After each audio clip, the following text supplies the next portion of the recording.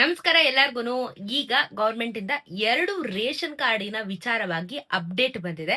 ಸ್ವಲ್ಪ ಸಮಾಧಾನಕರ, ಹಾಗೇನೆ ಗೌರ್ಮೆಂಟ್ ಇಂದ ಒಂದೊಳ್ಳೆ ಸುದ್ದಿ ಅಂತಾನೆ ಹೇಳ್ಬಹುದು. ಸೊ 2 ವಿಚಾರಗಳ ಬಗ್ಗೆ ಈ ವಿಡಿಯೋದಲ್ಲಿ ಹೇಳ್ತೀನಿ. ಇದು latest update BPL ration card ಇದ್ದವರಿಗೆ. ಸೊ ಹಾಗಾಗಿ ವಿಡಿಯೋನ ಕಂಪ್ಲೀಟ್ ಆಗಿ ವಾಚ್ ಮಾಡಿ, ಸ್ಕಿಪ್ ಮಾಡಕ್ ಹೋಗ್ಬೇಡಿ. ಹಾಗೆ ದಯವಿಟ್ಟು ಚಾನಲ್ ನ ಸಬ್ಸ್ಕ್ರೈಬ್ ಮಾಡ್ಕೊಳ್ಳಿ, ಓಕೆನಾ? ಸೊ ಈಗ BPL ಕಾರ್ಡ್ಗಳು ಪ್ರತಿ ತಿಂಗಳು ಇಷ್ಟಿಷ್ಟು ಅಂತ ಹೇಳಿ ಕ್ಯಾನ್ಸಲೇಷನ್ ಆಗ್ತಾ ಇದೆ, ನಿಮ್ಗೆಲ್ರಿಗೂ ಗೊತ್ತು. ಅಂಡ್ ಸುಮಾರು ಜನ ನಾನು ವಿಡಿಯೋಸ್ ನೋಡೋರ್ದು ಬಹುಶಃ ರೇಷನ್ ಕಾರ್ಡ್ಗಳು ಕ್ಯಾನ್ಸಲ್ ಆಗಿರಬಹುದು.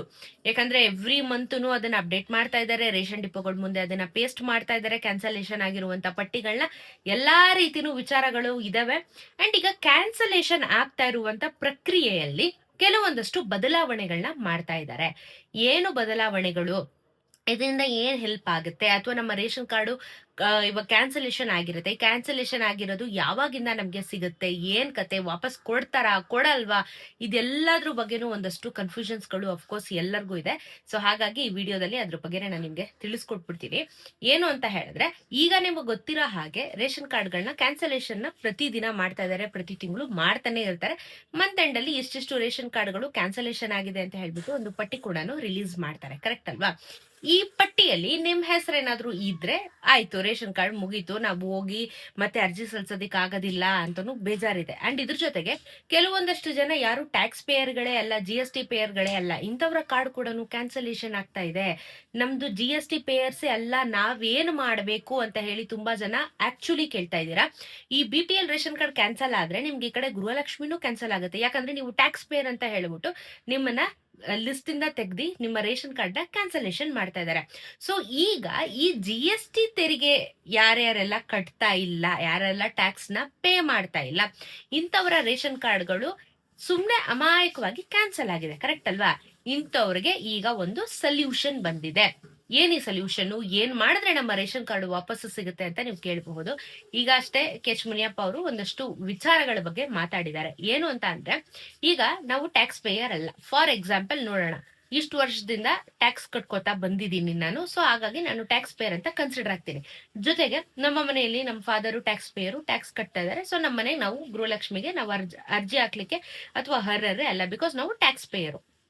ಈಗ BPL ಕಾರ್ಡ್ ಇರುತ್ತೆ, ನೀವು ಟ್ಯಾಕ್ಸ್ ಪೇಯರೇ ಅಲ್ಲ. ಬಟ್ ಯಾವ ರೀತಿ ನೀವು ಟ್ಯಾಕ್ಸ್ ಅಥವಾ ಲೋನ್ ತಗೊಂಡಿದ್ದೀರಾ, ಅಥವಾ ನೀವು GST ಪೇಯರ್ ಆಗಿದ್ದೀರಾ ಅಂತ ಹೇಳಿ ಗೌರ್ಮೆಂಟ್ ಕನ್ಸಿಡರ್ ಮಾಡ್ತಾ ಇತ್ತು ಇಷ್ಟು ದಿನ ಅಂತ ಹೇಳಿದ್ರೆ, it is all because of technology. ಒಂದು AI ಬಂದಿರೋದ್ರಿಂದ ಆಟೋಮೇಶನ್ ಇಂದಾನು ಕ್ಯಾನ್ಸಲೇಷನ್ ಆಗ್ತಾ ಇರುತ್ತೆ. ನಿಮ್ಗೆ ಅದನ್ನ ನಾನು ಲಾಸ್ಟ್ ಟೈಮ್ ಹೇಳಿದೀನಿ. ನಾವು ಏನು ಮಾಡ್ತಾ ಇರಲ್ಲ, ಬಟ್ AI ಇಂದ ಡಿಟೆಕ್ಟ್ ಆಗಿ ಕೂಡ ಕೆಲವೊಂದಷ್ಟು ರೇಷನ್ ಕಾರ್ಡ್ಗಳು ಕ್ಯಾನ್ಸಲ್ ಆಗಿದೆ. ಮ್ಯಾನ್ಯುವಲಿ ಅದನ್ನ ಚೆಕ್ ಮಾಡೋರು ಯಾರು ಇರ್ಲಿಲ್ಲ. ಆದ್ರೆ ಈಗ ಇದ್ಯಾವುದು ಬೇಡ, ಮ್ಯಾನ್ಯುವಲಿನೇ ನಾವು ಚೆಕ್ ಮಾಡ್ತೀವಿ ಅಂತ ಹೇಳ್ಬಿಟ್ಟು ನಿರ್ಧಾರ ಮಾಡಿ ಈ ರೀತಿ ಕ್ರಾಸ್ ಚೆಕ್ ನ ಮಾಡ್ತಾ ಇರೋದ್ರಿಂದ ಕೆಲವೊಂದಷ್ಟು ಲಾಭಗಳು ಆಗಿದಾವೆ. ಸೊ ಈಗ GST ಪೇಯರ್ಸ್ ಅಲ್ಲವೇ ಅಲ್ಲ, ಈ ರೀತಿ ಕ್ಯಾನ್ಸಲ್ ಆಗಿದೆಯಲ್ಲ ಅಂತ ನೀವು ಪ್ರಶ್ನೆ ಮಾಡಿದ್ರೆ, ನಿಮ್ಗೆ ಏನು ಅಂತ ಅಂದ್ರೆ, ಯಾವ ರೀತಿ ನಿಮ್ಮ ಒಂದು ರೇಷನ್ ಕಾರ್ಡು ಕ್ಯಾನ್ಸಲ್ ಆಗೋದಕ್ಕೆ ಕಾರಣ, ನೀವು ನಿಮ್ಮ ಮಕ್ಳಿಗೆ ಎಜುಕೇಶನ್ ಓದ್ಸಕ್ಕೆ ಲೋನ್ ತಗೊಂಡಿರ್ತೀರಾ, ಅಥವಾ ಒಂದು ಗಾಡಿ ಖರೀದಿ ಮಾಡ್ಬೇಕು ಅಂತಂದ್ರೆ ಅದಕ್ಕೆ ಲೋನ್ ತಗೊಂಡಿರ್ತೀರಾ. ನೀವೇನಾದ್ರೂ ಬ್ಯಾಂಕ್ಗಳಲ್ಲಿ ಚಿನ್ನದ ಮೇಲೆ ಲೋನು, ಅಥವಾ ಗಾಡಿ ತಗೊಳಕ್ loan, education loan, house loan, ಯಾವ್ದಾದ್ರೂ ಲೋನ್ ನ ನೀವು ತಗೊಂಡಿದ್ರು ನಿಮ್ಮನ್ನ GST ಪೇಯರ್ ಅಂತ ಹೇಳ್ಬಿಟ್ಟು ಕನ್ಸಿಡರ್ ಮಾಡ್ತಾ ಇದ್ದಾರೆ. ಸೊ ನೀವೇನಾದ್ರೂ ಲೋನ್ ನ ತಗೊಂಡಿದ್ರೆ, ನೀವ್ ಯಾವ್ದಾದ್ರೂ ಲೋನ್ ತಗೊಂಡಿದ್ರೆ ಅದನ್ನ ಟ್ಯಾಕ್ಸ್ ಪೇಯರ್ ಅಂತ ಹೇಳ್ಬಿಟ್ಟು ಕನ್ಸಿಡರ್ ಮಾಡ್ತಾ ಇದ್ರು. ನಿಮ್ ಮಕ್ಳಿಗೆ ಓದ್ಸೋದಿಕ್ಕೆ, ಅಥವಾ ನೀವು ಗಾಡಿ ತಗೊಂಡಿರ್ತೀರಾ, ಗಾಡಿ ಎಕ್ಸಾಂಪಲ್ ಹೇಳೋದು, ಆಟೋ ತಗೊಂಡಿರ್ತೀರಾ, ಕಾರ್ ತಗೊಂಡಿದ್ರೆ ಅದನ್ನ ಬಾಡಿಗೆಗೆ ಬಿಟ್ಟಿರ್ತೀರಾ, ಅದನ್ನ ಕ್ಯಾಬಿಗೆ ಅಂತ ಹೇಳಿ ಬಿಟ್ಟಿರ್ತೀರಾ. ಬಟ್ ಗೌರ್ಮೆಂಟ್ ಅದು ಗೊತ್ತಿರಲ್ವಲ್ಲ. ಒಟ್ನಲ್ಲಿ ನೀವು ಏನೋ ಒಂದಲ್ಲಿ ಲೋನ್ ತಗೊಂಡಿದ್ದೀರಾ ಅಂತ ಹೇಳ್ಬಿಟ್ಟು ಕನ್ಸಿಡರ್ ಆಗುತ್ತೆ. ಇದೇನಾಗುತ್ತೆ, ಟ್ಯಾಕ್ಸಿಗೆ ಅಂತ ಹೇಳಿ ಐಡೆಂಟಿಫಿಕೇಶನ್ ಆಗುತ್ತೆ. ಸೊ ಲೋನ್ ಇದ್ರೂನು ಅದನ್ನ IT ರಿಟರ್ನ್ಸ್ ಅಂತ ಹೇಳ್ಬಿಟ್ಟು ಇವರು 1 ವರ್ಷದ್ದು ಅದನ್ನ ಕನ್ಸಿಡರೇಷನ್ ಮಾಡ್ಕೊಂಡ್ರು. ಈಗ IT ರೂಲ್ಸ್ ಪ್ರಕಾರ ನೀವು 5 years IT ನ ನೀವೇನಾದ್ರೂ ಪೇ ಮಾಡ್ತಾ ಬಂದ್ರೆ, ಸಾಮಾನ್ಯವಾಗಿ ಹೇಳ್ತಾ ಇರೋದು, ನೀವೆಲ್ಲೋ ಗೌರ್ಮೆಂಟ್ ಕೆಲಸದಲ್ಲಿದ್ದೀರೋ, IT BT ಕೆಲಸದಲ್ಲಿದ್ದೀರೋ, ವರ್ಷ ಟ್ಯಾಕ್ಸ್ ಫೈಲ್ ಮಾಡ್ತೀರಾ. 5 years ನೀವು ಕಂಟಿನ್ಯೂಸ್ ಆಗಿ ಟ್ಯಾಕ್ಸ್ ಫೈಲ್ ಮಾಡಿದಾಗ ನೀವು ಜೆನ್ಯೂನ್ IT ಪೇಯರ್ ಅಂತ ಹೇಳಿ ಗೊತ್ತಾಗುತ್ತೆ. ಸೊ ಇವಾಗ ನಾನು ಫಸ್ಟ್ ಇಯರ್ ಇಂದ ನಾನು ಇವಾಗ ಏನು ಪೇ ಮಾಡ್ತಾ ಇದ್ದೀನಿ, ಅಥವಾ ಸೆಕೆಂಡ್ ಇಯರ್ ನಾನು ಟ್ಯಾಕ್ಸ್ ನ ಪೇ ಮಾಡ್ತಾ ಇದ್ದೀನಿ ಅಂತಂದ್ರೆ ನೀವು ಇನ್ನು ಬಿಗಿನರು. ನೀವು ಕಂಪ್ಲೀಟ್ ಆಗಿ 100% ಟ್ಯಾಕ್ಸ್ ಪೇ ಆಗಬೇಕು ಅಂದ್ರೆ ಮಿನಿಮಮ್ 5 years ನೀವು ಟ್ಯಾಕ್ಸ್ ನ ಕಟ್ಟಿ ಅದರದೊಂದು ಸರ್ಟಿಫಿಕೇಟ್ ನ ಇಟ್ಕೋಬೇಕಾಗುತ್ತೆ. ಹೌದು, ನಾನು ಟ್ಯಾಕ್ಸ್ ಪೇಯರ್ ಅಂತ ಹೇಳ್ಬಿಟ್ಟು. ಸೊ ಈಗ ಏನಾಗಿದೆ, ಈ ಒಂದು ಟೆಕ್ನಾಲಜಿ ಎಲ್ಲ ಬಂದ್ಮೇಲೆ ಮ್ಯಾನ್ಯುವಲಿ ಯಾರು ಅದನ್ನ ಚೆಕ್ ಮಾಡದೇ ಇಲ್ದಿರೋದಕ್ಕೆ ಇರೋ ಕಾರಣ ಏನಾಗಿದೆ, ಲೋನ್ ತಗೊಂಡಿರೋರ್ನ GST ಪೇಯರ್ ಅಂತ ಹೇಳ್ಬಿಟ್ಟು ನಿರ್ಧಾರಣ ಮಾಡ್ಬಿಟ್ಟಿದ್ರು. ಸೊ ಈಗ ಈ ಒಂದು ವಿಚಾರವಾಗಿ ಜನರು ಆಕ್ರೋಶನ ವ್ಯಕ್ತಪಡಿಸೋದು. ಲೋನ್ ತಗೊಳ್ಳೋದೇನಕ್ಕೆ, ನಮಗೆ ಹೆಲ್ಪ್ ಆಗ್ಲಿ, ಸಾಲ ತೀರ್ಸೋರ್ ನಾವೇ, ಬಡ್ಡಿ ಕಟ್ಟೋರ್ ನಾವೇ. ಅದನ್ನ ನೀವು IT ಅಂತ ಕನ್ಸಿಡರ್ ಮಾಡ್ಬಿಟ್ರೆ ನಾವೆಲ್ಲಿಗೆ ಹೋಗ್ಬೇಕು? ಕರೆಕ್ಟ್ ಅಲ್ವಾ?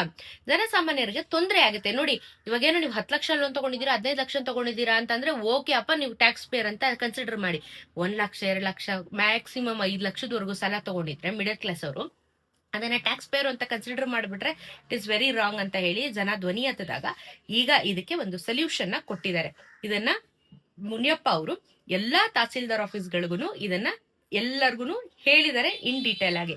ನಿಮ್ದೇನಾದ್ರೂ ರೇಷನ್ ಕಾರ್ಡು ನೀವು ಟ್ಯಾಕ್ಸ್ ಪೇಯರು ಅಂತ ಹೇಳಿ ಕ್ಯಾನ್ಸಲೇಷನ್ ಆಗಿದ್ರೆ, ನಾನು ವಿಡಿಯೋ ನೋಡ್ತಾ ಇರೋರು ಯಾರ್ದಾದ್ರೂ ಟ್ಯಾಕ್ಸ್ ಪೇಯರ್ ಅಂತ ಹೇಳಿ ನಿಮ್ಮ ರೇಷನ್ ಕಾರ್ಡ್ ನ ಕ್ಯಾನ್ಸಲೇಷನ್ ಮಾಡಿದ್ರೆ ನೀವು ಟ್ಯಾಕ್ಸ್ ಪೇಯರ್ ಅಲ್ಲ. ನಿಮಗ್ ಗೊತ್ತಿರುತ್ತೆ ಮನೇಲಿ ಯಾರು ಟ್ಯಾಕ್ಸ್ ಕಟ್ತಾ ಇರ್ಬೋದು, ಹಸ್ಬೆಂಡ್ ವೈಫ್ ಮಕ್ಕಳು ಯಾರು ಟ್ಯಾಕ್ಸ್ ಪೇ ಮಾಡ್ತಾ ಇರಬಾರ್ದು. ಸರಿನಾ? ಇನ್ನೊಂದು ಹೇಳ್ತಾ ಇದೀನಿ, ಫಾರ್ ಎಕ್ಸಾಂಪಲ್ ಇವಾಗ ನಿಮ್ ಮಕ್ಕಳು ಮದ್ವೆ ಆಗಿ ಬೇರೆ ಗಂಡನ ಮನೇಲಿ ಇದ್ದಾರೆ, ಅವರು ಟ್ಯಾಕ್ಸ್ ಪೇಯರ್ ಅಂದ್ರೆ ಅದು ನಿಮ್ಗೆ ಕನ್ಸಿಡರ್ ಆಗಲ್ಲ. ಬಟ್ ಅಪ್ಪ ಅಮ್ಮ ಮಕ್ಕಳು ಮನೇಲೇ ಇದ್ದು ಅನ್ಮ್ಯಾರಿಡ್ ಆಗಿದ್ರೆ ಮಕ್ಕಳೇನಾದ್ರೂ ಟ್ಯಾಕ್ಸ್ ನ ಪೇ ಮಾಡ್ತಾ ಇದ್ರೆ ನೀವ್ ಅಂಡರ್ ಟ್ಯಾಕ್ಸ್ ಬರ್ತೀರಾ. ಓಕೆನಾ? ಮದ್ವೆ ಆಗಿ ಸಪ್ರೇಟ್ ಆಗಿ ಹೋಗಿದ್ರೆ ಅದು ಲೆಕ್ಕ ಬರಲ್ಲ. ಮದ್ವೆ ಆಗದಿರೆ ಮನೆಯಲ್ಲೇ ಇದ್ರೆ ಟ್ಯಾಕ್ಸ್ ಕಟ್ತಾ ಇದ್ರೆ ಇದು ಲೆಕ್ಕ ಬರುತ್ತೆ. ಓಕೆನಾ? ಇದನ್ನ ನೋಡ್ಕೊಳ್ಳಿ, ಕ್ರಾಸ್ ಚೆಕ್ ಮಾಡ್ಕೊಳ್ಳಿ. ಇಲ್ಲ ನಮ್ಗೆ ಯಾರು ಇಲ್ಲ, ನಾವ್ ದಿನ ಕೂಲಿ ಕೆಲಸ ಮಾಡ್ಕೊಂಡು ಜೀವನ ಮಾಡ್ತಾ ಇದೀವಿ ಅಂತ ಏನಾದ್ರು ಇದ್ದು ಅಂತವ್ರದ್ದು ನೀವು ಟ್ಯಾಕ್ಸ್ ಪೇರ್ ಅಂತ ನಿಮ್ದೇನಾದ್ರೂ ಇದ್ರೆ ಅಂಡ್ ನೀವೇನಾದ್ರೂ ಲೋನ್ಗಳನ್ನ ತಗೊಂಡಿದ್ರೆ ನೀವು ತಹಸೀಲ್ದಾರ್ ಕಚೇರಿಗೆ ಭೇಟಿ ನೀಡಬೇಕಾಗತ್ತೆ. ಎಲ್ಲಾ ರೀತಿ ಡಾಕ್ಯುಮೆಂಟ್ಸ್, ಆದಾಯ ಪ್ರಮಾಣ ಪತ್ರ, ಜಾತಿ ಪ್ರಮಾಣ ಪತ್ರ, ಮತ್ತೆ ನೀವು ಲೋನ್ ತಗೊಂಡಿದ್ದೀರಲ್ಲ ಅದನ್ನು ತಗೊಂಡ್ ಹೋಗಿ. ಲೋನ್ ಕೊಟ್ಟಾಗ ಒಂದು ಅಕ್ನಾಲಜ್ಮೆಂಟ್ ಕೊಟ್ಟಿರ್ತಾರೆ, ಆ ಲೋನ್ ಅಕ್ನಾಲಜ್ಮೆಂಟ್ ಲೆಟರ್ನು ತಗೊಂಡ್ ಹೋಗ್ಬೇಕಾಗತ್ತೆ. ಮನೇಲಿ ಇರೋರ್ದು ಎಲ್ಲಾರ್ದು ಆಧಾರ್ ಕಾರ್ಡ್ ತಗೊಂಡೋಗಿ, ರೇಷನ್ ಕಾರ್ಡ್ ತಗೊಂಡೋಗಿ, ಪಾನ್ ಕಾರ್ಡ್ ತಗೊಂಡೋಗಿ ತಹಸೀಲ್ದಾರ್ ಆಫೀಸ್ಗೆ ಸಬ್ಮಿಟ್ ಮಾಡಿದಾಗ ಅವ್ರು ಅದನ್ನ ಮರುಪರಿಶೀಲನೆ ಮಾಡ್ತಾ ಇದ್ದಾರೆ. ಮರುಪರಿಶೀಲನೆ ಮಾಡ್ಬಿಟ್ಟು ನಿಮ್ಮ ರೇಷನ್ ಕಾರ್ಡ್ ನ ಮತ್ತೊಮ್ಮೆ ಆಕ್ಟಿವೇಟ್ ಮಾಡಿ ನಿಮಗೆ ಕೊಟ್ಟು ಬಿಡ್ತಾರೆ. ಸೊ ಈಗ ಈ ಕಂಪ್ಲೀಟ್ ಆಗಿರುವಂತ ವಿಷಯ ಏನು ಅಂತಂದ್ರೆ GST ಪೇಯರ್ಸ್ ಅಲ್ಲ, ಆದ್ರೂ ನಮ್ಮ ರೇಷನ್ ಕಾರ್ಡ್ ಕ್ಯಾನ್ಸಲ್ ಆಗಿದೆ ಅಂತವ್ರು ತಾಲೂಕ್ ಆಫೀಸಿಗೆ ಹೋಗ್ತೀರಾ, ತಾಲೂಕ್ ಆಫೀಸಲ್ಲಿ ತಹಸೀಲ್ದಾರನ್ ಮೀಟ್ ಮಾಡ್ತೀರಾ, ಅಲ್ಲಿ ಡಾಕ್ಯುಮೆಂಟ್ಸ್ ನ ಕೊಡ್ತೀರಾ, ಲೋನ್ ತಗೊಂಡಿರುವಂತ ಪ್ರಮಾಣ ಪತ್ರ ಅಕ್ನಾಲೇಜ್ಮೆಂಟ್ ನ ಕೊಟ್ಬಿಡ್ತೀರಾ. ಇದನ್ನ ಕೊಟ್ಟ ಮೇಲೆ ನಿಮ್ಮ ಒಂದು BPL ಕಾರ್ಡ್ ಅಥವಾ ಅಂತ್ಯೋದಯ ಕಾರ್ಡ್ ನ ಆಕ್ಟಿವೇಟ್ ಮಾಡಿ ಕೊಡ್ತಾರೆ. So it is clear. ಇವಾಗ ಇದ್ರ ಬಗ್ಗೆ ಇನ್ನೇನೇ ಡೌಟ್ ಇದ್ರು ಕಮೆಂಟ್ ಅಲ್ಲಿ ತಿಳಿಸಿ, ಅದಕ್ಕೆ ಉತ್ತರ ಕೊಡ್ತೀನಿ. ಸರಿನಾ? ಸೊ ಇವಾಗ ಒಂದ್ ಸಣ್ಣ ರಿಲೀಫ್. ಓಕೆನಾ? ಸುಮ್ನೆ ಅನ್ಯಾಯವಾಗಿ ಕ್ಯಾನ್ಸಲ್ ಆಗಿರೋರು ಇವಾಗ ಯುಟಿಲೈಸ್ ಮಾಡ್ಕೊಳ್ರಿ. ಓಕೆನಾ? ಅಂಡ್ ಎರಡನೇ ವಿಚಾರ, ಇಂದಿರಾ ಕಿಟ್ಟಿನ ಬಗ್ಗೆ ಒಂದು ವಿಚಾರ ಬಂದಿದೆ. ಈ ತಿಂಗಳು ಬರುತ್ತೆ ಅಂತ ತುಂಬಾ ಜನ ಎಕ್ಸ್ಪೆಕ್ಟ್ ಮಾಡಿದ್ವಿ, ಬಟ್ ಅನ್ಫಾರ್ಚುನೇಟ್ಲಿ ನಮಗೆ ಈ ಫೆಬ್ರವರಿ ತಿಂಗಳಲ್ಲಿ ಇಂದಿರಾ ಕಿಟ್ಟು ಸಿಕ್ಲಿಲ್ಲ. ಸೊ ಯಾವಾಗ ಸಿಗುತ್ತೆ ಇಂದಿರಾ ಕಿಟ್ಟು ಅಂತ ಕೇಳಿದ್ರೆ ಏಪ್ರಿಲ್ ತಿಂಗಳಲ್ಲಿ ಗೌರ್ಮೆಂಟ್ ಒಂದು ದೊಡ್ಡ ಈ ಗೃಹಲಕ್ಷ್ಮಿ ಯೋಜನೆಗೆ ಒಂದು ದೊಡ್ಡ ಫಂಕ್ಷನ್ ಮಾಡಿದ್ರು ನೋಡಿ, ಅದೇ ರೀತಿ ಇದಕ್ಕೆ ಒಂದು ದೊಡ್ಡ ಫಂಕ್ಷನ್ ಮಾಡ್ಬೇಕು ಅಂತ ಹೇಳಿ ನಿರ್ಧಾರ ಮಾಡ್ತಾ ಇದಾರಂತೆ. ಸೊ ಹಾಗಾಗಿ ಏಪ್ರಿಲ್ ತಿಂಗಳಲ್ಲಿ ಅಂಡ್ ಇವಾಗ ಬಜೆಟ್ ಕೂಡ ಶುರುವಾಗ್ತದೆ. Next month budget, Karnataka budget ಶುರುವಾಗುತ್ತೆ, ಸ್ಟೇಟ್ ಬಜೆಟ್. ಇದು ಸೆಂಟ್ರಲ್ ಬಜೆಟ್ ಅಲ್ಲಿ ನೀವು ನೋಡಿದ್ರೆ ಏನೇನಾಯ್ತು ಅಂತ ಹೇಳಿ, ಬಟ್ ಇವಾಗ ಸ್ಟೇಟ್ ಬಜೆಟ್ ಮೇಲೆ ನಮ್ಮ ಒಂದು GST ಆಗಿರ್ಬೋದು, ಏರುಪೇರು ದುಡ್ಡು ಏರುಪೇರು ಆಗಿರ್ಬೋದು, ಎಲ್ಲಾನು ನಮಗ್ ಇವಾಗ ಮ್ಯಾಟರ್ ಆಗುತ್ತೆ. ಕೆಲವೊಂದಷ್ಟು ವಿಚಾರಗಳು ಇವಾಗ ಮ್ಯಾಟರ್ ಆಗುತ್ತೆ. ಸ್ಟೇಟ್ ಬಜೆಟ್ ಕಮೆನ್ಸ್ ಆಗಿದೆ, ಮೇ ಬಿ ಮುಂದಿನ ತಿಂಗಳಲ್ಲಿ ಸ್ಟೇಟ್ ಬಜೆಟ್ ಗಳು ಶುರುವಾಗುತ್ತೆ. ಈ ಬಜೆಟ್ ಆಗಿದ್ ಕೂಡ್ಲೇನೆ ಇದಕ್ಕೆ ಕೆಲವೊಂದಷ್ಟು ಫಂಡ್ಸ್ ಅಂತ ಎತ್ತಿಟ್ಟಿದಾರಂತೆ. ಈಗ ಆಲ್ರೆಡಿ ಟೆಂಡರ್ ನ ಕೂಡ ಕರೆದಿದ್ದಾರೆ. ಇನ್ನೇನು ಅಂದ್ರೆ ಈ ಧಾನ್ಯಗಳನ್ನ ಕೊಡೋದಕ್ಕೆ, ಅದು ಏನು ಒಳ್ಳೆ ಕ್ವಾಲಿಟಿ ಧಾನ್ಯಗಳು ಬೇಕು ಅಂತ ಹೇಳಿ ಟೆಂಡರ್ ನ ಕರೆದಿದ್ದಾರೆ. ಈ ಟೆಂಡರ್ ಅಲ್ಲಿ ಯಾರು ಕಮ್ಮಿ ಬಿಡ್ಡಿಂಗ್ ಮಾಡಿ ಒಳ್ಳೆ ಪ್ರಾಡಕ್ಟ್ ಗಳನ್ನ ಕೊಡ್ತಾರೆ, ಒಳ್ಳೆ ಧಾನ್ಯಗಳನ್ನ ಕೊಡ್ತಾರೆ ಅಂತವ್ರಿಗೆ ಟೆಂಡರ್ ನ ಕೊಟ್ಬಿಟ್ಟು ಈ ಇಂದಿರಾ ಕಿಟ್ ನ ಶುರು ಮಾಡ್ಬೇಕು ಅಂತ ನಿರ್ಧಾರ ಮಾಡಿದ್ದಾರೆ.